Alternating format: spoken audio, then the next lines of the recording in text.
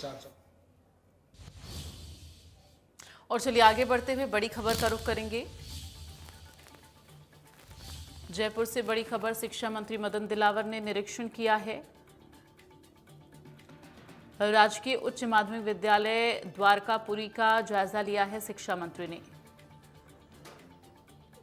विद्यालय में मोबाइल पर खेलते मिले शिक्षक, शिक्षा मंत्री को प्रार्थना नहीं सुना पाए कक्षा 9वीं के छात्र।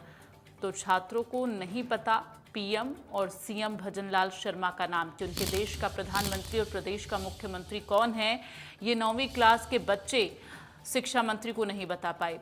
शिक्षा मंत्री मदन दिलावर ने निरीक्षण किया राजकीय उच्च प्राथमिक विद्यालय द्वारकापुरी का, जहां पर ये भारी खामियां मिली हैं। सबसे पहले शिक्षक मोबाइल पर गेम खेलते हुए नजर आए और उसके बाद जब शिक्षा मंत्री क्लासरूम में पहुंचे, वहां पर छात्र छात्राओं से बात की गई और उनसे देश के प्रधानमंत्री का नाम पूछा गया तो नहीं बता पाए, प्रदेश के मुखिया का नाम नहीं बता पाए।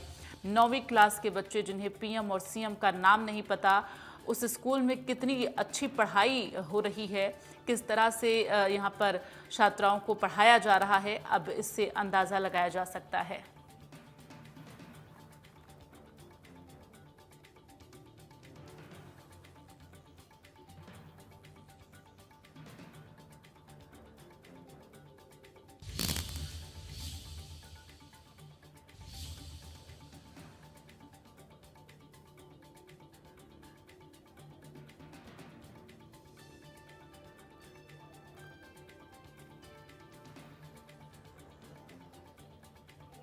और इस वक्त संवाददाता प्रशांत हमारे साथ ज़्यादा जानकारी के लिए फ़ोन लाइन पर जुड़ गए हैं।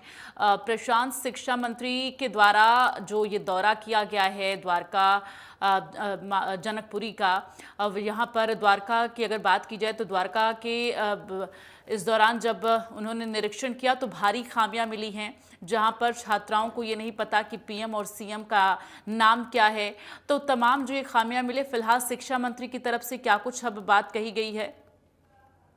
जी बिल्कुल, देखिए लगातार जो प्रदेश के शिक्षा मंत्री हैं मदन दिलावर, वो विद्यालयों के अंदर औचक निरीक्षण कर रहे हैं। पिछले दिनों भी कई विद्यालयों के अंदर उन्होंने औचक निरीक्षण किया था। उसी की तर्ज में आज अल सुबह ही जो राजधानी जयपुर के द्वारकापुरी में एक राजकीय उच्च माध्यमिक विद्यालय है, उसका निरीक्षण करने के लिए जो मदन दिलावर है जो कि शिक्षा मंत्री है, वो पहुंचे थे। जब मदन दिलावर औचक निरीक्षण करने के लिए वहां पर पहुंचे तो सबसे पहले उन्होंने पाया कि विद्यालयों में जो छात्र है उनके हाथ में जो छात्र हैं उनको पढ़ाने वाले जो शिक्षक हैं उनके हाथ में मोबाइल वहां पर पाए गए। यानी कि शिक्षक, क्योंकि पहले पिछले दिनों जिस तरीके से ये नियम निकाला गया था कि कोई भी शिक्षक क्लासरूम में जो है मोबाइल नहीं ले जा सकेगा, उसको क्लासरूम में जाने से पहले अपना जो सेल फोन है वो प्रिंसिपल को जमा कराना होगा।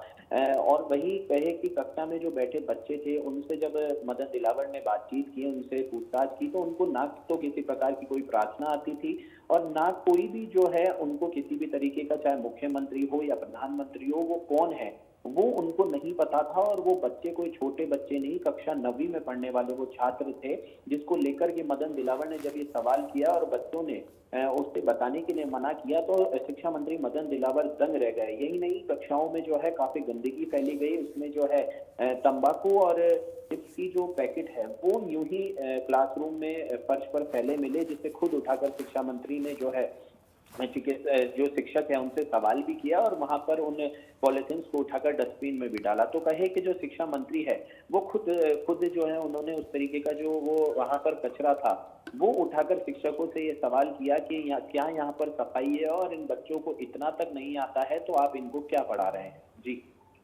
बिल्कुल। और अगर ऐसे में बात की जाए प्रशांत, अगर बच्चों को पीएम और सीएम का नाम नहीं पता तो निश्चित तौर पर उन्हें ये भी नहीं पता होगा कि सामने जो शख्स खड़ा है, यानी कि जो शिक्षा मंत्री उनके सामने मौजूद होकर सवाल कर रहे हैं, ये कौन है और क्यों उनसे सवाल किया जा रहा है। बिल्कुल ठीक कहना है आपका, क्योंकि कहे कि ये चर्चित नाम है कि कोई भी प्रदेश का जो मुख्यमंत्री हो या फिर देश का प्रधानमंत्री हो, ये एक छोटा जो महज 5 साल का बच्चा होता है उसे भी ये मालूम होता है कि उसके देश का प्रधानमंत्री और उसके स्टेट का जो सीएम है यानी कि मुख्यमंत्री है उसका नाम क्या है। तो कहे कि शिक्षा मंत्री कैबिनेट मिनिस्टर है, तो ये बिल्कुल ठीक कहा आपने कि ये स्वाभाविक बात है कि अगर कोई व्यक्ति पीएम और सीएम नहीं बता पा रहा है, कोई बच्चा पीएम और सीएम नहीं बता पा रहा है, तो वो शिक्षा मंत्री मदन दिलावर को भी नहीं जानता होगा। जी। चलिए, तमाम जानकारी के लिए प्रशांत बहुत बहुत धन्यवाद आपका। तो ये बेहद चिंताजनक, शिक्षा मंत्री ने जब उनसे तमाम सवाल किए तो किसी भी सवाल का जवाब बच्चे नहीं दे पाए। स्कूल में क्लासरूम में भारी गंदगी मिली। अब आप सोचिए, क्लासरूम में गुटखे का पैकेट, चिप्स का पैकेट वहां पर पड़ा मिला, जो कि शिक्षा मंत्री देखकर दंग रह गए। शिक्षा मंत्री बोले, शिक्षक स्कूल में क्या करने आते हैं, और निश्चित तौर पर ये सवाल उठना लाजमी है। कक्षाओं में फैली मिली गुटखे और चिप्स की थैलियां, जिसको लेकर शिक्षा मंत्री ने खुद थैली उठाकर शिक्षक को दिखाई और फिर उसे कूड़ेदान में डाला गया। तो शिक्षा मंत्री की तरफ से सवाल किया गया कि क्या यही सफाई व्यवस्था है, और साथ ही उन्होंने सवाल किया कि यहाँ पर शिक्षक क्यों आते हैं जब यहाँ पर पढ़ाई नहीं हो रही, यहाँ पर साफ सफाई नहीं